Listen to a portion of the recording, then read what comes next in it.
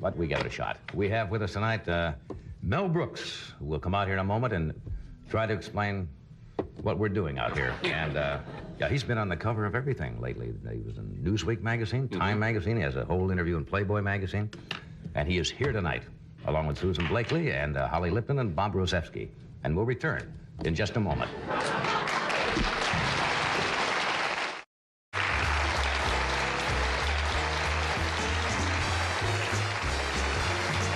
Hello there. Yes. I'm getting my Mel Brooks prompts ready here. Am I right in recalling that wasn't Mel Brooks on the very first show that you did? October 1, 1962. Joan Crawford, Mel Brooks. Rudy Valley and Rudy Groucho Valley. Marx. Groucho Marx. And you cannot pick up a magazine today without seeing a wonderful profile of my next guest, whom I've known. It'll be a week Thursday. Yeah. He looks best as an Indian. What? He makes the best looking Makes a Indian. fine Indian. And Newsweek said, has a cover story. It says, The Mad, Mad World of Mel Brooks. And about his latest film, Young Frankenstein, they said it was nuttier and funnier and more inspired than anything else been done in movies today. Would you welcome, please, the adorable Mel Brooks.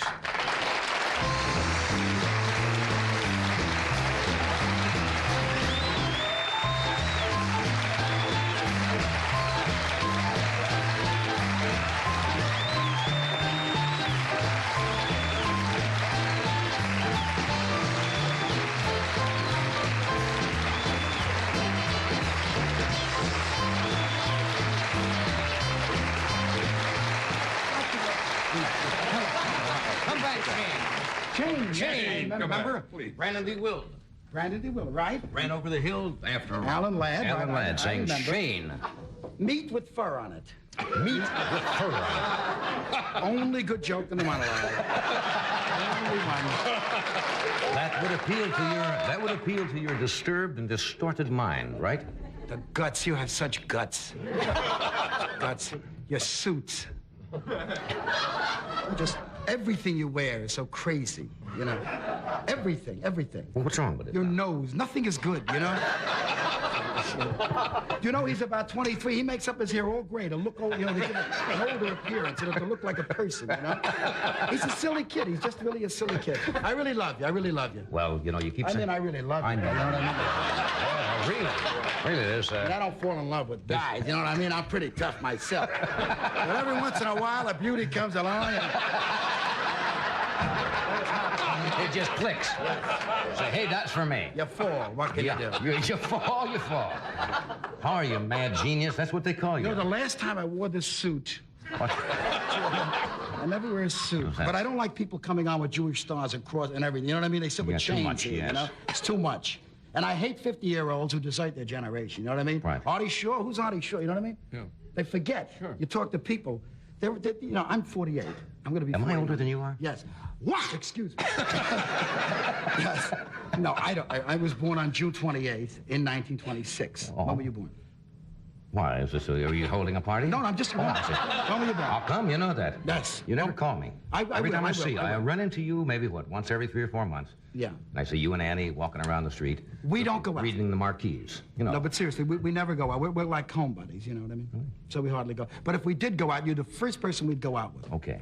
But October 23rd, You were October, what year? 1925. October 23rd, 1925. Big 50 this year. You're a Gemini. What the hell? I don't know, what Here, is... I even give you the date and you didn't know. Most October people 20 tell you without even asking the date. You're a Presbyterian. What is I'm that? a Methodist.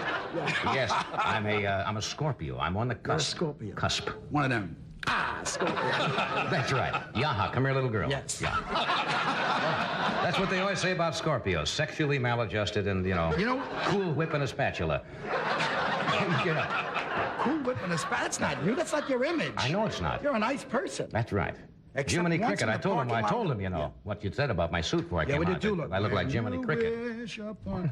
Don't do that, Pinocchio. Oh, Pinocchio, I'm ashamed of you. What is it? The National Academy of Television Arts and Sciences. I went to Dinah Shore's bar mitzvah at the Emmys. Right. And that's the last time. Still in the suit? And Burt Reynolds made a wonderful speech. Mm-hmm. He loves her. He kisses her. He has half a mustache. He had smallpox when he was 3. And only half of him can grow a mustache. So he grows, this half he grows normal, nice, regular, beautiful.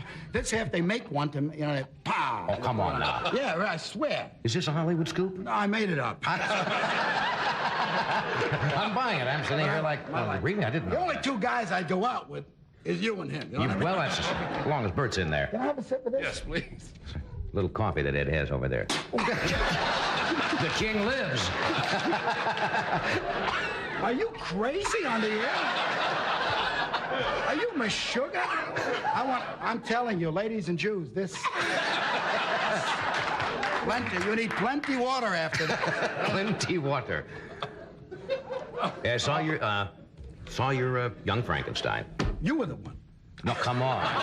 You're making a fortune. What are you talking about? It's doing. People are queued up all over the country coming in. It's a mad, crazy, nutty, funny takeoff. I don't know what you call it, a takeoff or parody, because you follow the old Frankenstein pictures and story. It's a horror movie, too. There was a director many years ago by the name of James Whale who made all those wonderful Frankenstein pictures. He made Frankenstein, The Bride of Frankenstein, The Son of Frankenstein, The House of Frankenstein, Frankenstein's Friend Murray. He made all of it. And they were beautiful. Yes. And the moves and the look and the halos behind the ladies and the fear. And it wasn't like the Hammer films, you know, that with the little gory, with the blood. You know, he made classic beauty, see. And so Frankenstein was to be a salute to James Whale, as well as, you know, having fun with Mary Shelley's masterpiece. And you had the original Frankenstein equipment. Yes, right, we had Kenneth Strickfaden. We found him in Santa Monica in an alley, still with things, doing things to himself. And we put him in a van. And brought him to the... You can't take him in an open car, let's face it, you know what I mean? Little curtains on it. And we brought him, and he made up all the, you know, the electrical It's a funny equipment. picture. Oh, thank you. Yeah. Why didn't you appear in that one? Now, you were in Blazing Saddles. Too short for that. Too short for... It's for tall people. Monsters, big, tall, nice people. Zippers. Would you like to be taller? I would like to be taller, but I don't want to go through the expense of it. You know what I mean? There's too much, big investment.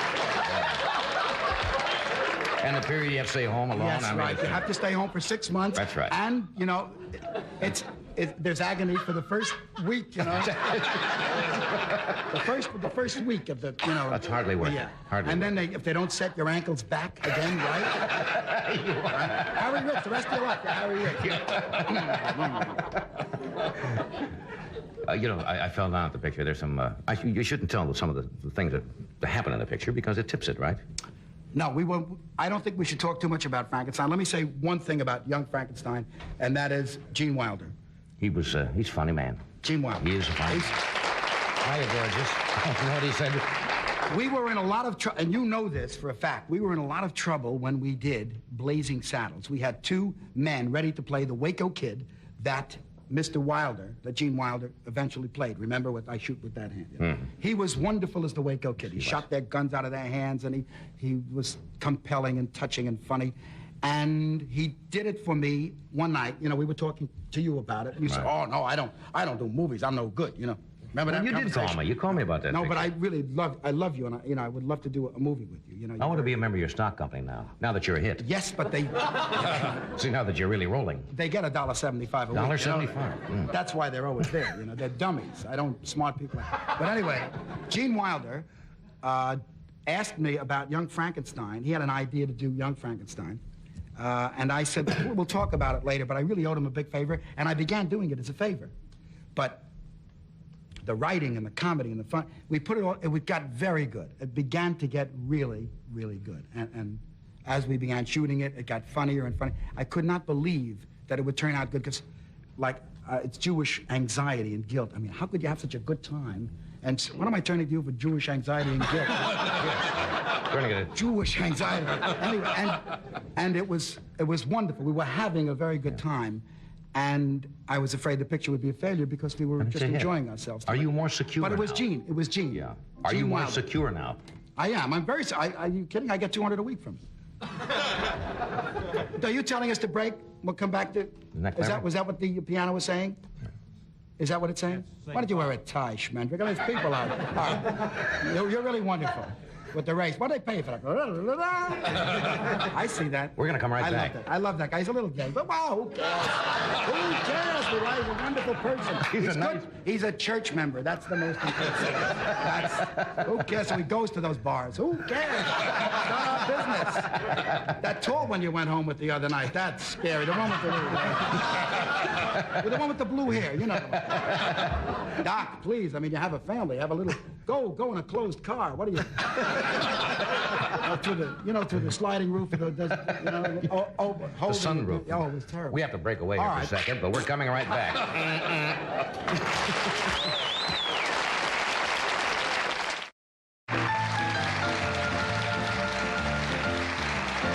We are back. We're talking with Mel Brooks, director, writer, producer, author, ashtray, whatever. Yes. We were talking about Gene Wilder.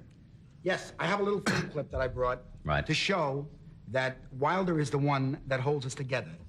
The consummate talent, the paramount epitome of acting.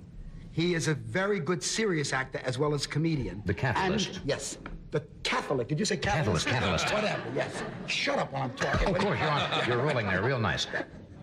I want you to see in this film clip that we're all ready to break up and laugh, or we're biting our knuckles, everybody on screen. And Wilder is the one you can lean on, a rock. Show, please, show Gene Watch Wilder the monitor. in action. This is The Rock. Doctor, Sarah's that strange music again. It seems to have stopped the big fellow in his tracks. That music. Yes. That quaint. All right. It's terrible the price society demands in the name of fidelity, isn't it? I mean, what is fidelity, after all? Not fooling around? Is that it?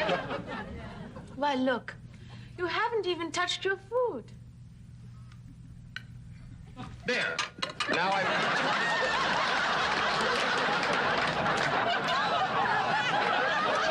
Still smoldering. Let me smell your breath.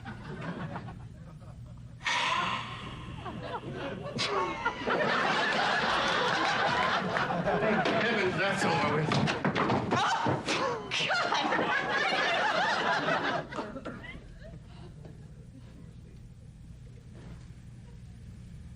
Follow me, please. Now listen to me very carefully.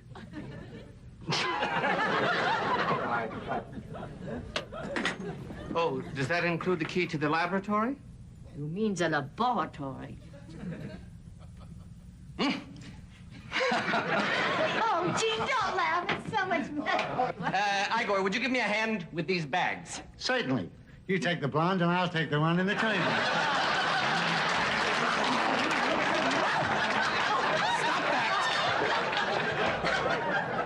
Basta. Can I go in?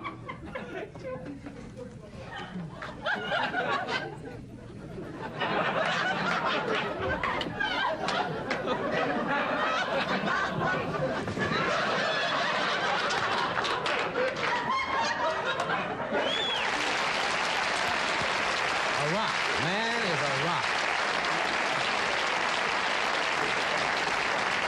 Man is really a He's rock. the greatest sucker for comedy. I mean, he cannot. See Marty Feldman go? He Yes, just went Marty out of went. it. Marty.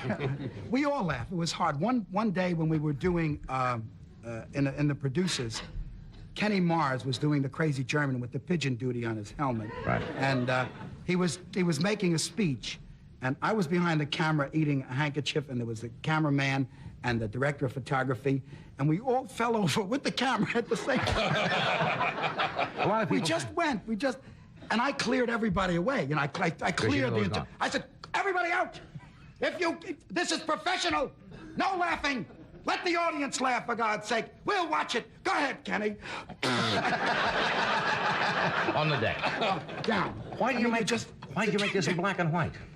The crayons. We lost all the crayons in the. We had such a big set. No, black and white because James Whale made his pictures in black and white. We didn't want to make one of those, you know, dopey new ones, you know. Hey, this is the third picture, I guess you would direct. What's the hardest part about it? Fourth. Excuse me. Producers, the 12 chairs, Blazing Saddles, and Frankenstein, young Frankenstein. Of course. Thank you. Thanks, Mom. What's the hardest thing about making a film, is there? The holes. What? The holes. The holes? The holes in the side of the celluloid. Everything, a hole. It's a million. It's a billion. I mean, you know, the acting is nothing. The writing is nothing. Making those little holes. But every night. And then you get them. And then they're all over and you don't know what to do with them. Over. And then they're in your food, your potatoes. You started out in the mountains, didn't you? Yes. Filling in for the comic who got sick one night and you went out and didn't have an act. Good evening, ladies and germs. I just moved from Chicago, and boy, my arm's tired. That kind of stuff. I met a girl in Chicago. She was so skinny, the waiter said, check your umbrella. That kind of But stuff. one night, I really wanted to turn the Jews around. Right. To do something insane. So I did everything but no punchline. Good evening, ladies and gentlemen. I just flew in from Chicago. It was a little nauseous. They looked, all right. I met a girl in Chicago. She was so skinny, I was worried. Very thin. A little worried about her. I went to a doctor. She's all right. I got a room in Chicago. The room was so small. I called up. I said, change the room. I mean, I did every single joke known to man, but no punch, just straight. Just philosophy. This is a bad room. I don't like the room. They changed. And they looked. They said, there's a somewhere here. Then I did, you know, in the mountains, everybody was over 60. They didn't get things right away. Right away, they did. Like I'd say, ladies and gentlemen, the man of 1,000 faces. They waited. They waited for 1,000.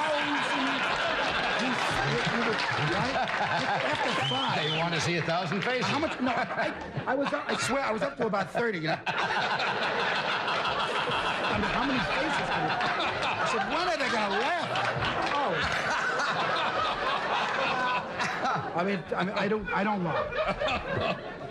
Then you went with Sid Caesar, the old show of shows with that mad, crazy group. I would have been a comic 10 years earlier, but he was such a great vehicle for my passion.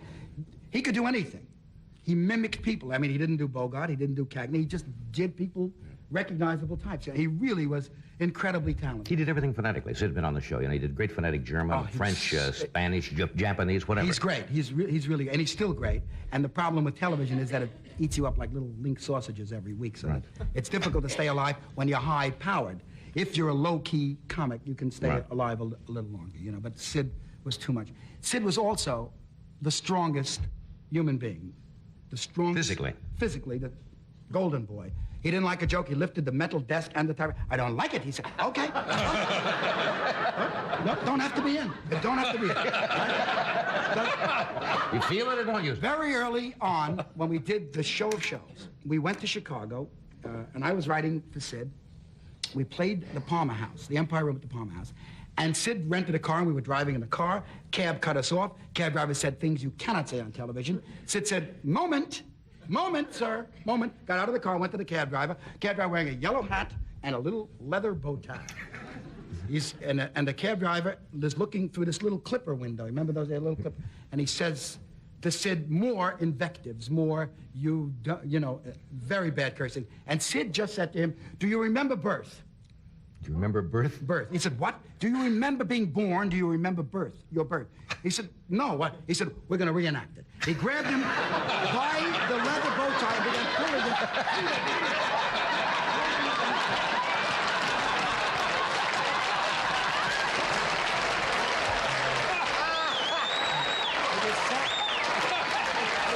Pulling him through the little window? And I promise you, Sid could have got him through, but I bit his hand.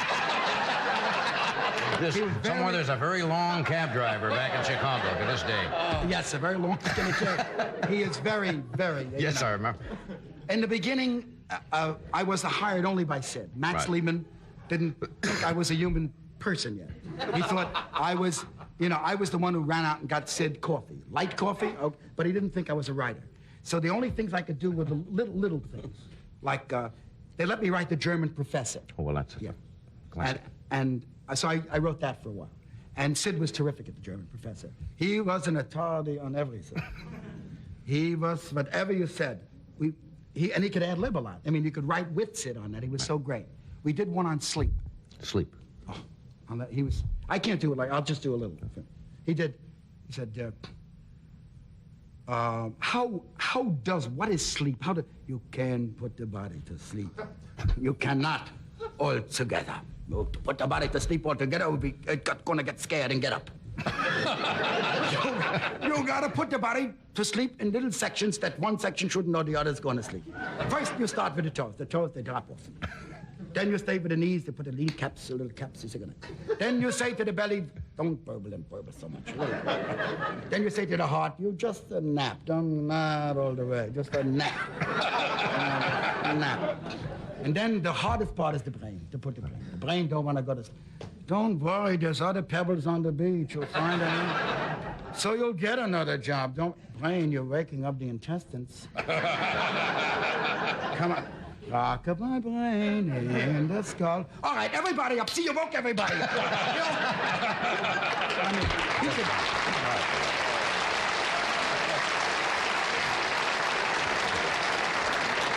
I am insulting it because he really, No, you do. Sid was a genius. I want to come back and talk about your meeting with General Sarnoff, because that was strange. I can't talk about that on television. Well, you can maybe work around it. No, we can't. Nothing. I see. We won't talk about it. Okay. We'll go to something else. And we're not going to go to something else either. What if you got a nut like that on the show? No, we're not going to talk about anything. We're just going to be here. What do you mean we're just going to be? We're just going to be here, and they'll be here, and the cameras, and we'll just be here. Sometimes you But we're not going to talk. We don't have to talk. They'll know and we'll know. I've had once in a while you get that. You've got to say to a guy, some actor, you say, I understand an amusing thing happened to you in Chicago. I don't remember. No, I don't recall that. And then he looks to Freddie. He says, why did you book him? Why is he here? Get the hook. All right, I know. We'll be back. We're coming right back. The king lives.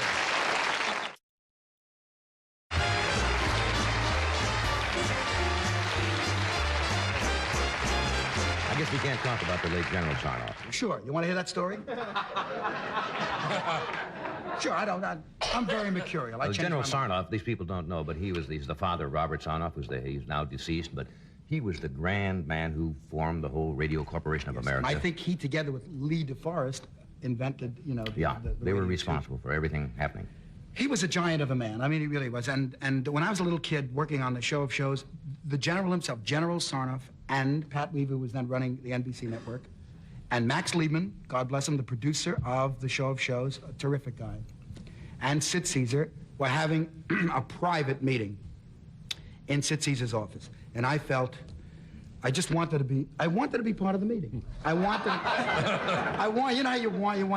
the big shots, and I said, look, I won't make noise. I'll sit in the corner. You can't be. It's a meeting with big shots. You're nothing. You're dirt. Get out. I said, please. So they wouldn't let me in. I went nuts. I ran around. I saw a derby, a straw. Remember those straw boaters? A wonderful, they had a little wire on them, a little straw. And a white duster. You know a duster? Yeah. From one of the sketches. Carl Reiner used to wear the white duster a lot. So I took the white duster. He was that way for a while. So I took the white duster and the straw boater, and I burst through into it had a big network meeting. I jumped on the desk. I jumped up on the desk, and I said, Lindy landed. He's in Paris. He made it. And I threw my hat out the window. And the general, Pat Weaver, who is this crazy kid? What, Lindy? That was 30 years ago. What happened?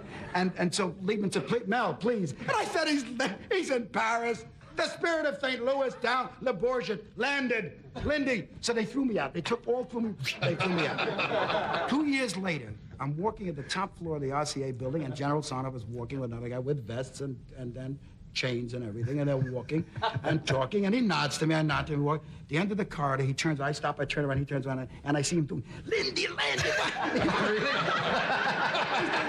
He's in Le Bourget, he did the whole, it was was explaining me. He's a grand old man. He never forgot, you know. How would you forget that? Yeah. Lindy. Nice man like that, and you on the desk. Yeah, what about the person in the street when a straw hat came? You know what I mean, walking Hey, by. may I ask you what this is? This. Since it's obviously just a piece of board. Yeah, it's. You're not just hawking a piece of board, No, are it's you? a I know new- when you're successful, you can sell anything, but a piece of board with a thing on it. No, that's a record. It's a new concept. There's no record in here. No, you don't need the record. Why's that? No, you put this down, and so it plays. So, actually, At any speed you choose, I suppose, yes. actually, I'm glad you're plugging it. This is coming out this week. People are interested in whether. Am I holding it Yeah, wrong? people What is this? What is this all of a sudden? Where are you going, man? I'm really crazy about it, but you know, I can't really communicate with him. You know what Hi, gorgeous. Is this a musical album from Young Frankenstein? The only thing I don't remember any music in Young There's a Frankenstein. lot. There's very little. Well, there isn't too much music, but there's a lot of funny dialogue, and that's the only point I wanted to Oh, make. I see. It's music and dialogue. And dialogue. It's on ABC Records. you get really two and for the price of GRT one. Musical tape. It's very good. It's like a little radio show. I see. You play that at home, and then you get very excited to see the movie or to see Murray the Freak. Either one. I'm not sure. Whatever does it to Depends on you. you. He's in apartment 3A in Wilshire Boulevard. Yeah. How do you answer people who said, now you've gotten comments from critics said Mel Brooks' humor is crass, right? Yes, It's, I go. It's vulgar. It's vulgar. I usually. I answer them like that. Well, I tell. you've always been a I master. deny. I always deny. You know. You've been a master of innuendo all your life. And you don't think he's clever, huh? Don't think that's genius? Folks, I'll tell you, show you genius. Innuendo. Man knows what he's talking I like about. subtle. I don't like to be right up front. You know what I Yeah. mean? I like to lay back and play it purple. You know what I mean? That's Soft colors. You know? That's right. There's nothing yellow and orange about me. You know? Never. Right to the point. The bean sequence in Blazing Saddles, quiet. You know what I mean? That's right. It's communication on the prairie. You have to look at it intellectually. You can't look at things with your nose. You know what I mean? How do you figure out, since comedy is subjective, right? You'd agree to that. How do you know what's funny when you put something together? You know you could do a symposium on comedy, which usually turn out to be terribly dull. Well- Anytime you try to explain why something is funny, it's dull, right? You want me to, seriously? No. Oh, okay. No. No. Those ought to be up by April. That's right. That seriously, I would have given you a serious answer. Well, I'll do it. I'd like a serious answer tonight. Mr. Brooks cleverly retorted. Yes. All right. Look at that. You know comedy is funny when they're laughing. When it's quiet and you see a little forest fire, cigarettes, in the middle of a good comedy, you That's know? wrong. A lot of people lighting up, you know? You know something is wrong on the silver screen. Right, so- And you have missed the comic target by a mile. So when you hear laughter, When you hear laughter, you go, funny. they got it. Right. They got the joke, right. Well, that's... But I'll tell you seriously that the Blazing Saddles was a very big private joke for me and the writers. Mm-hmm. We did it with Richie Pryor and Norman Steinberg and Alan Huger and Andrew Bergman. And we thought, let's do one movie to please ourselves. I understand when you Not first for the showed it, public. though, to the executives in a screening room, they sat there like Mount Rushmore. It was... I tell you, I don't know why my heart is beating today. The blood left me and went into my friend Benji. That's how scared I was. We played Blazing Saddles for the executives of Warner Brothers who shall be nameless. Ted Ashley, John Kelly. Easy there. Easy there. As a matter of fact, I love them both, and they both saved Love the you. picture because Oh, they I were see. big fights, and they pushed it through. But they watched, you know, these are clinicians. These are professional people. They're not laughing like Jews for happiness. You know what I mean? Right. They're not, or Germans for killing. They're just, you know what I mean? They're just enjoying their craft. So it's Right. not important for them to laugh. They're saying, will this make money? Should we release it? Should we put advertising? You know, they're all Tomorrow's watching. Tuesday. And this is Big Blazing Tuesday. Saddles. And they're saying to Cleavon Little, how about a work song, you know? And he sings, I get no kick, you know, and no laugh. No laugh. The bean scene on the nothing. And interesting. And that cowboy bent over a little too much. And then the whole fight when we pull back and reveal the world. You know, when Right. Mongo went to the fire. I saw Johnny Carson at the Fox Wilshire Theater sitting with a very strange... No, that was your wife. That was my wife, Joanna. And he left his seat and went under 2 aisles when that manga went into the fire. Really left. Leaned over to light the cigar into the fire. In that screening, there was no laugh, and I was just, ice. So it shows you it's all relative. No, so I said to Mike Hertzberg, the producer, let's try human beings. So that night we got... Persons, really. 200 secretaries came with their husbands and their girlfriends, their boyfriends, and they all packed in together to a room at Warner Brothers, and we played Blazing Saddles, and it was a Chagall painting. They left their seats, they swam, they turned over sideways, they laughed, they were screaming. I said, ah! Oh, we did not make a mistake. It is funny, you know what I mean? Right. But it was very scary at the beginning. And then, little by little, it turned out to be a very big... When they play music next time, he's finished. He's finished because he has to do that with We the have pencils. to leave. Very nervous. But we're coming right back. Okay. Can I do this? No.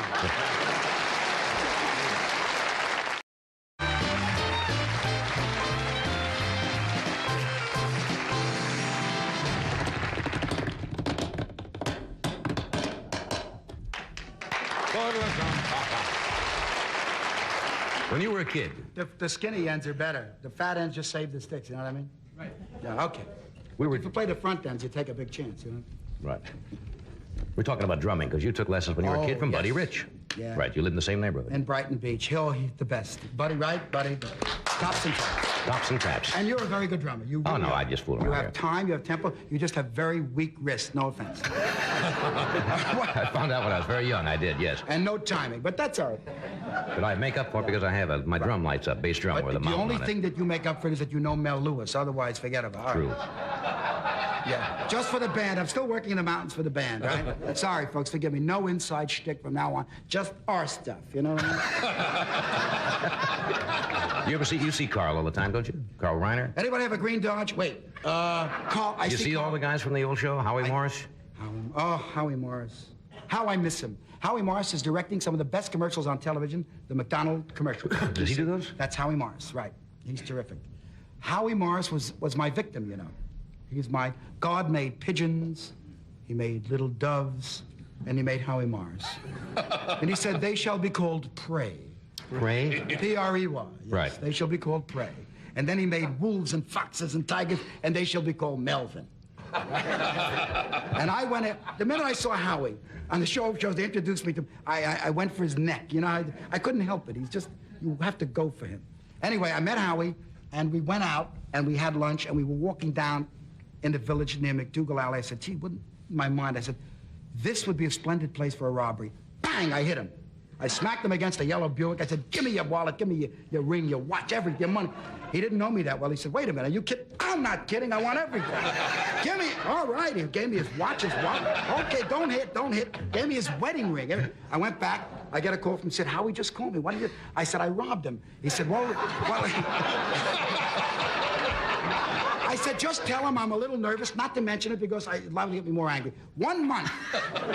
Don't bring it up. For a month, he didn't bring it up. He was afraid. A month later, he said, Mel, do you remember we were walking down McDougal Alley, and you gave me a whack, you know, you hurt me, and you took my wedding ring, and I can't drive my car. I need my license. Oh, I'm sorry, Howie. Yeah, I gave him everything back. He's a cute guy. I gave everything back. 2 years later, we're rowing in Central Park Lake under a bridge. I said, this is a perfect... Pow! I hit him in the face. Right in the face.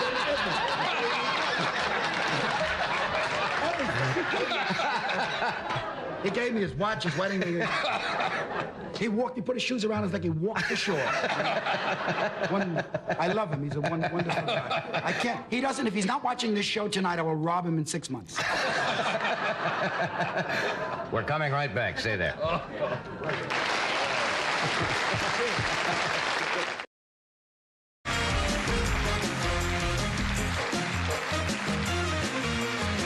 How would you like to meet a nice girl? I'm married, but if nobody finds out, I'll Right. be delighted. Susan Blakely is here tonight. She's very talented. Yeah, she was a former model for magazines, television commercials, and now she is a very successful actress. She is in The Towering Inferno. Absolutely. And in a Richard picture... Chamberlain's wife. Right, and called Report to the Commissioner, in which he has one of the leading roles. Would you welcome, please, Susan Blakely?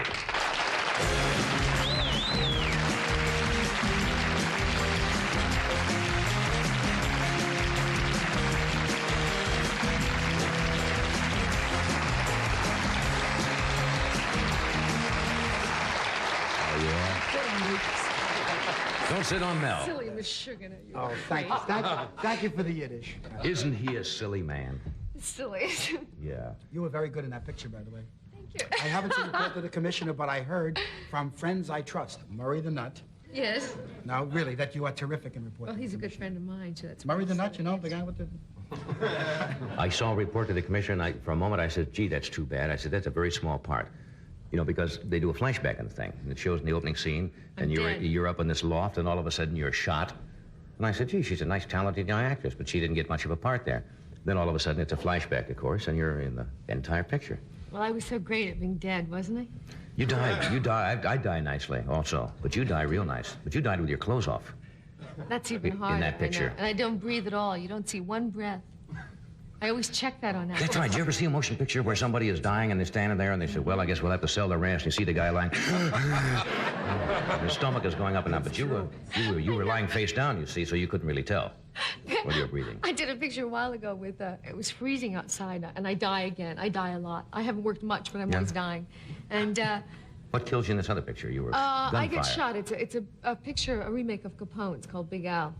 And Ben Gazzara is Capone. And he comes over at the end. He has this long monologue where I'm supposed to be dead, and he's holding me. It was freezing outside, so if you let any air out at all, you see it, you know? Right. So I kept trying to so carefully let a little bit of air out at a time, and it kept going on and on, you know? So I finally buried my head.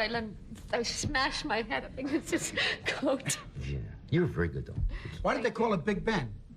They didn't call it Big Ben. They call it Big Al. But, oh, Big Al is about Al Capone. Yes. And Big Ben would have been about the clock. Right. About a crooked clock. Can you see a movie about Big Ben, a clock that is part of the mafia? I don't know. All I do is chime. What I want from me? I didn't do nothing. I was there. He took some people. I did up to 4 o'clock. Then I quit. That's ludicrous. I'm sorry. Of course it's ludicrous, and you're not sorry. You just say that. I just. Somebody told me you're in what they call an army brat. Your dad has been in the military service all his life, and you went from one post to another? I was a brat, and my father was in the army, so that's what it's called. Yeah, where'd you live? Well, I was born in Germany, and I lived there a lot. And I lived Wie geht es Ihnen heute Nacht? You don't like Germans, do you? I hate them. Oh, no, it's okay. I only hate Nazis, and only in black and white old 30s movies. You know? Really? You're really. You have to limit it. I mean, a kid is a kid. What are you going to, again, yell at a kid, you know what I mean? I know. I came back from Germany, and I didn't know. I used to mix up my words. I didn't know which was German. What did he say and to which you? was English. Did he say anything at all? Who? Mel. No. But I said, wie read... geht es Ihnen heute Nacht? Oh, yes. He said, well, how are you this evening, or whatever. I remember a little of it. But I remember a kid drawing, they were going to play war. I also know Heil Hitler. No. They're going to play war. Go ahead. And, Yes. Go. And they said, no, some kid drew in the dirt in the playground a swastika, which I had never seen. I didn't know anything about it when I was in Germany. I was so young.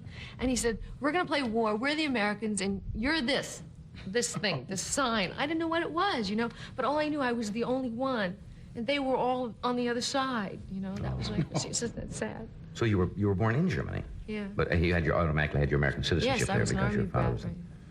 Then you came back and got into commercials. Was that the first thing you did? Modeling? Modeling commercials. How old were you when you came back to the States? 10, but I came back in between. When So that's a serious language problem. You probably knew as much German as English. I mean, you know, to use... No, I came back in between for about 4 or 5 years. I went back, and I forgot German very quickly when I found out how the Americans felt about the Germans. Where is your basic family? I mean, what part of the States? Now? You know, I'm sorry, John. I have no intentions of taking over. No, I'm gonna catch a nap anyway here. But no, you're doing a great thing. No, but tell us. Just tell us. I was just gonna ask that myself. How old were you when you came back here? And that's a terrible trauma, being 10 and coming back here. Do you mean where was my family from? Yes, where were your family from? Talk to him.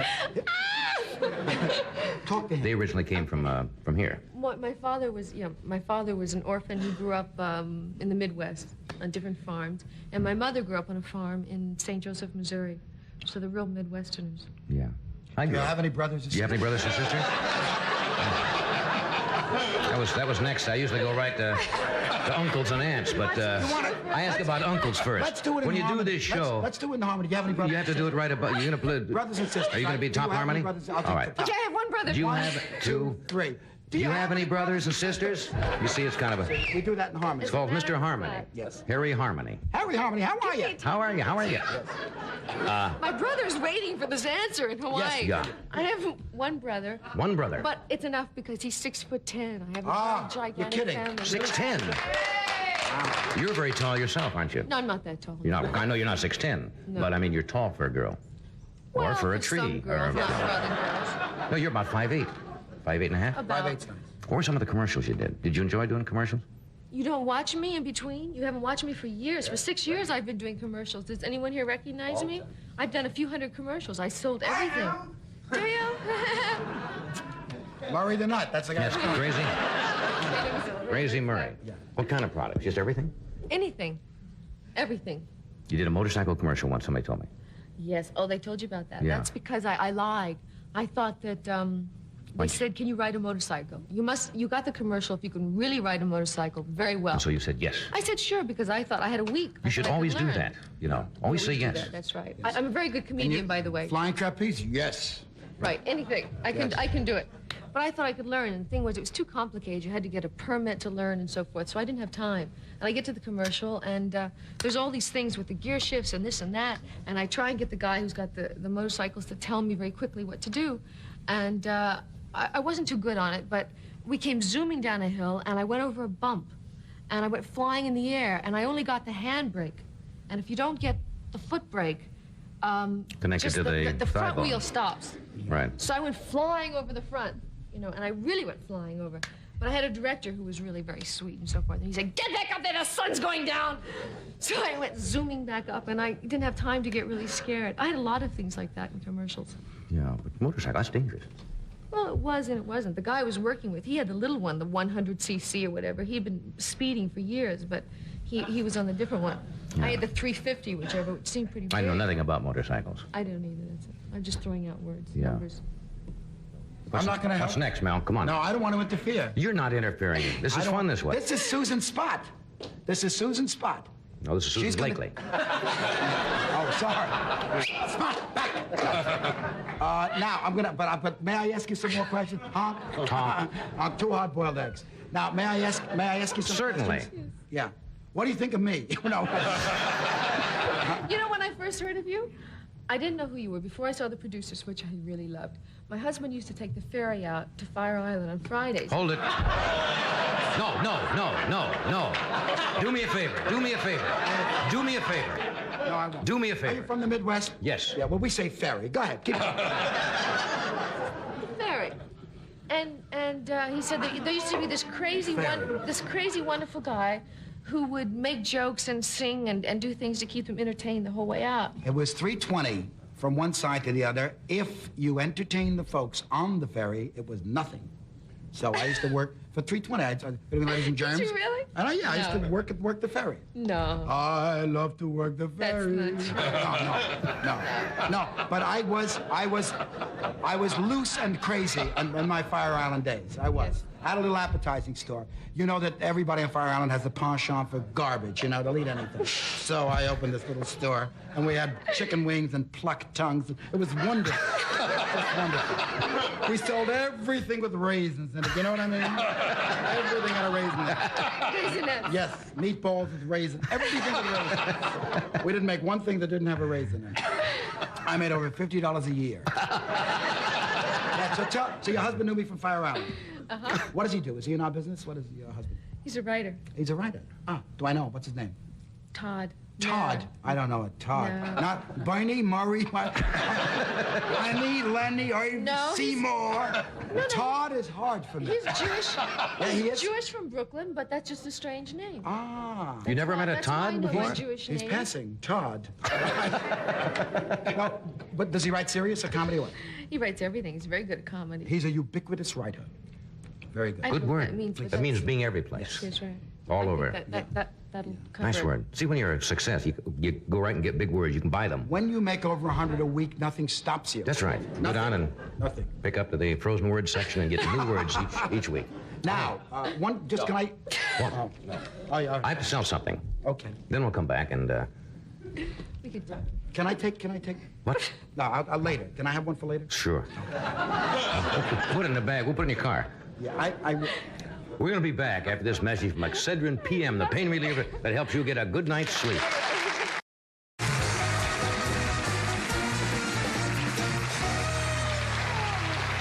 Welcome to the Mel Brooks Show.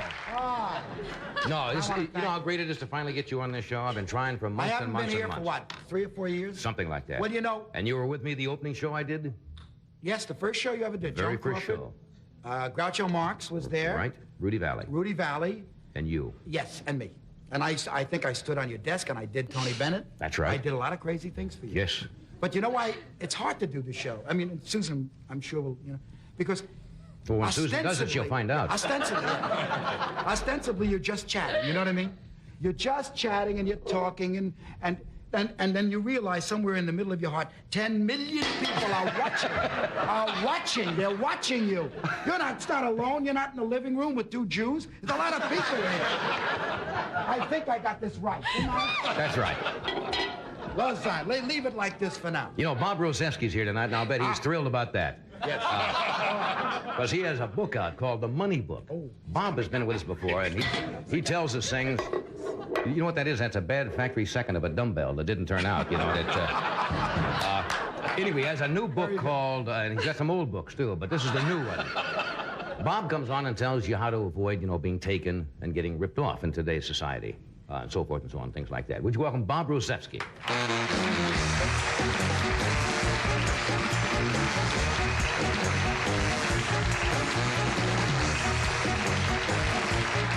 A wonderful man who wants to invest. Remember the last time you were here, we talked about gold. That's before gold became legal. Right.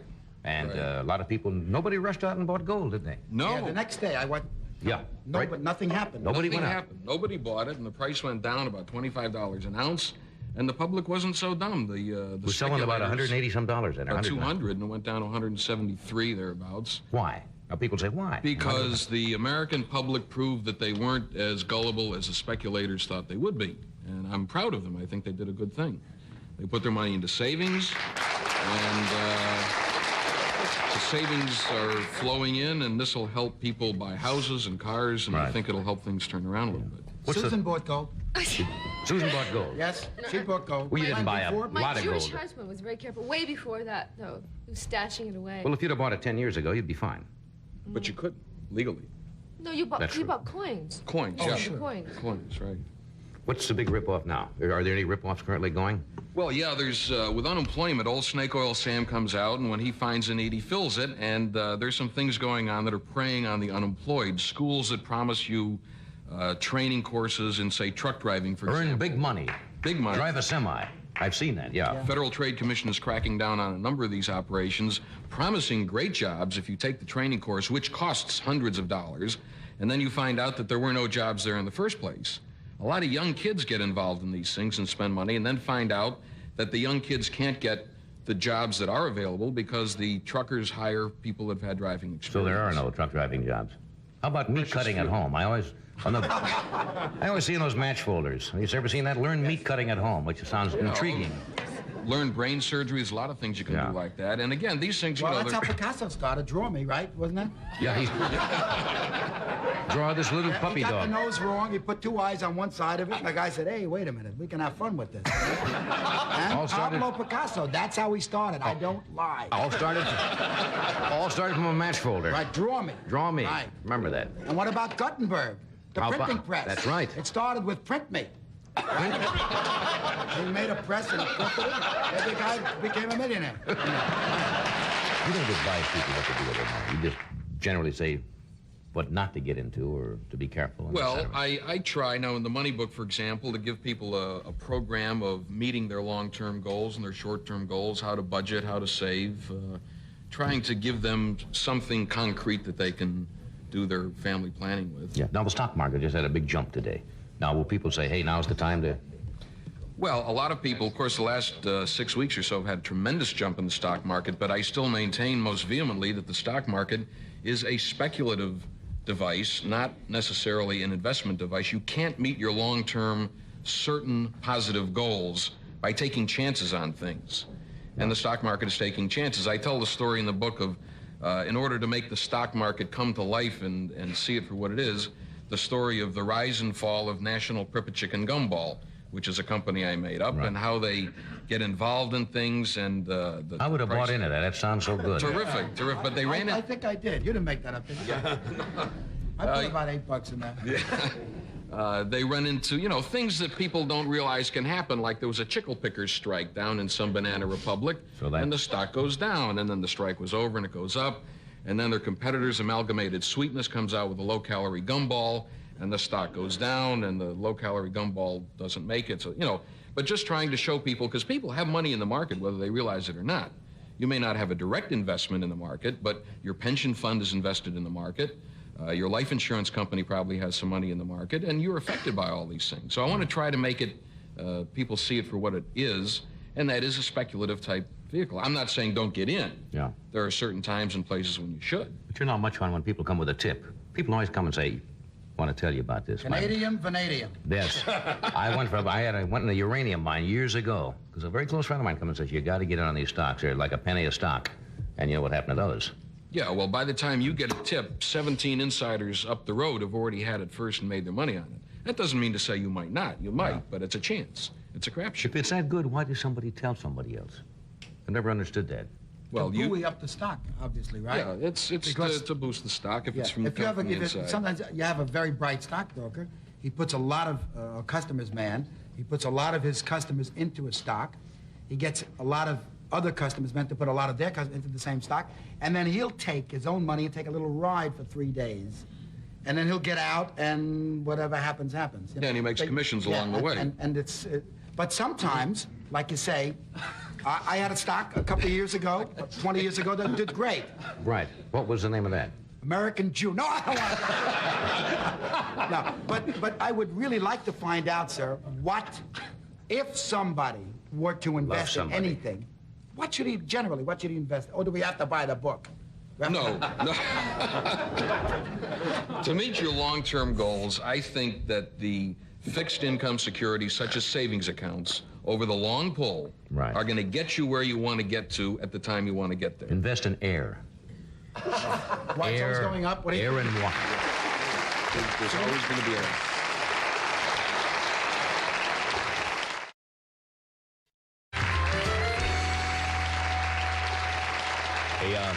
A young singer. Shallow mouthpiece to get to those high notes. Don't tell me different. Holly Lippin, who's supposed to be with us tonight, will be with us soon again. She opens at the Playboy Club in San Francisco on February the 17th, and she'll be back with us when she can. And if people want to find out what we were talking about tonight, they can read the Money Book, right? Right. Which tells you how to get it all together and answers all of your questions. I'm appearing at apartment 4A. That's right. In the Valley. Bring your own... Right near Whittier. I'd like you to all come up. Take the Whittier off-ramp. C&R Clothiers will tell you how to get to me. Thank you. Good night. I'm humbled by that applause. Yeah. And I see you and Annie walking around the street. We don't go out. Reading the marquees. You know. No, but seriously, we never go out. We're like home buddies, you know what I mean? So we hardly go. But if we did go out, you're the first person we'd go out with. Okay. But October 23rd. You were October, what year? 1925. October 23rd, 1925. Big 50 this year. You're a Gemini. What the hell? I don't know what. Here, I even give you the date and you didn't know. Most people tell you without even asking the date. You're a Presbyterian. What is that? I'm a Methodist. Yes, I'm a Scorpio. I'm on the cusp. You're a Scorpio. Cusp. One of them. Scorpio. That's right. Yaha, come here, little girl. Yes. Yeah. That's what they always say about Scorpios. Sexually maladjusted and, you know, cool whip and a spatula. Yeah. Cool whip and a spatula? That's not you. That's not your image. I know it's not. You're a nice person. That's right. Except Jiminy once Cricket. in I the told him, parking lot. you know, what you'd said about my suit before I came well, you out. do look. I look like Jiminy Cricket. Don't do that, Pinocchio. Oh, Pinocchio, I'm ashamed of you. What is it? The National Academy of Television Arts and Sciences. I went to Dinah Shore's bar mitzvah at the Emmys. Right. And that's the last time. Stiltman the suit? And Burt Reynolds made a wonderful speech. Mm-hmm. He loves her. He kisses her. He has half a mustache. He had smallpox when he was 3. And only half of him can grow a mustache. So he grows, this half he grows normal, nice, regular, beautiful. This half, they make one to, pow. Oh, come on now. Yeah, right, I swear. Is this a Hollywood scoop? No, I made it up. I'm buying it. I'm sitting here like, really? I didn't know. The only 2 guys I go out with is you and him. You know what I mean? Well, that's as long as Bert's in there. Can I have a sip of this? Yes, please. Little coffee that Ed had. Come back, Shane, remember? Please. Brandon D. Will. Brandon D. Will, right? Ran over the hill after Alan Ladd. Alan right, Ladd I saying remember. Shane. Meat with fur on it.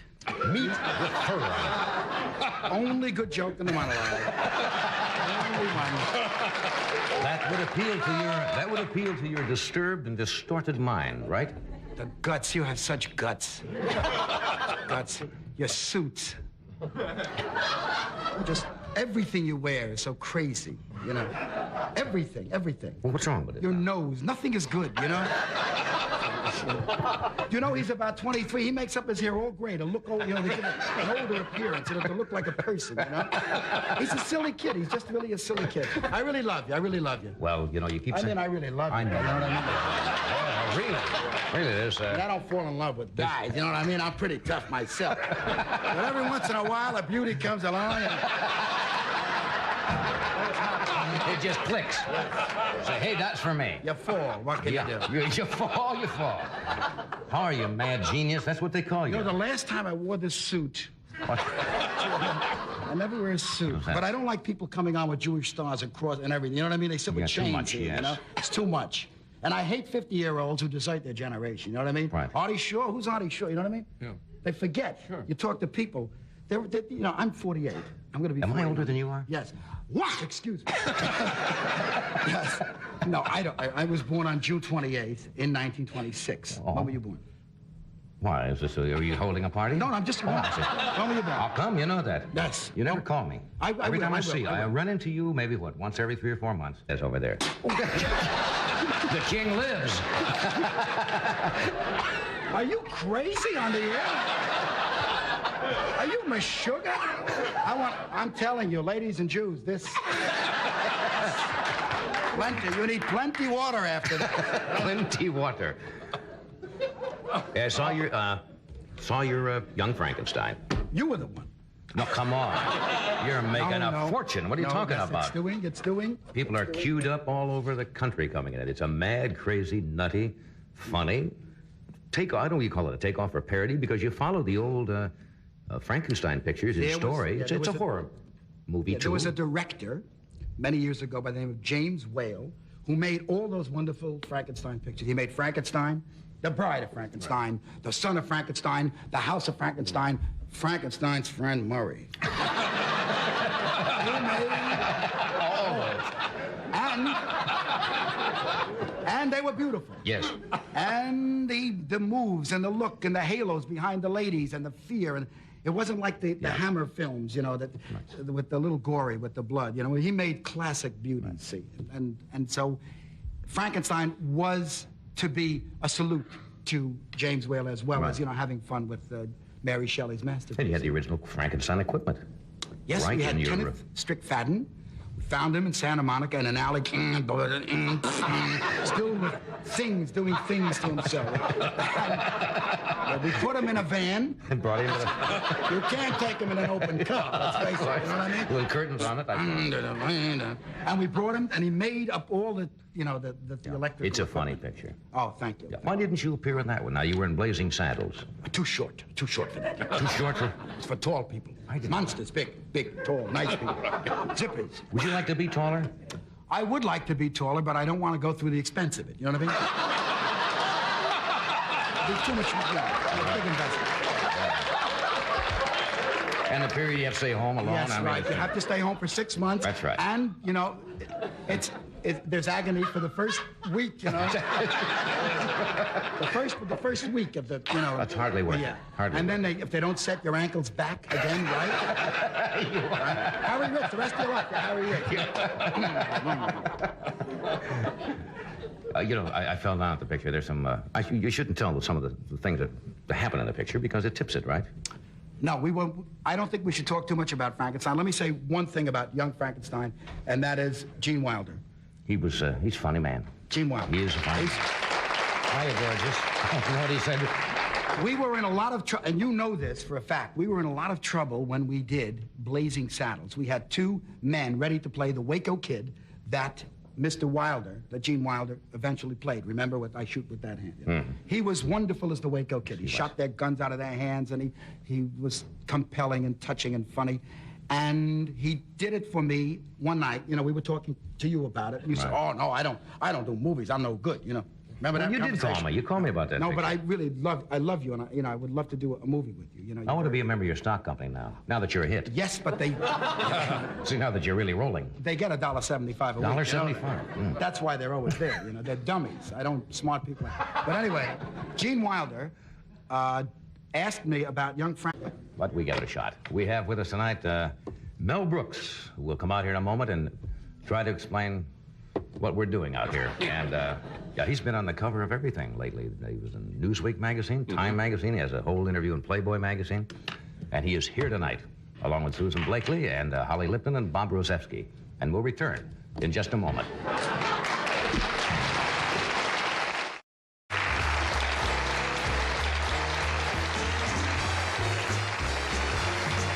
Hello there.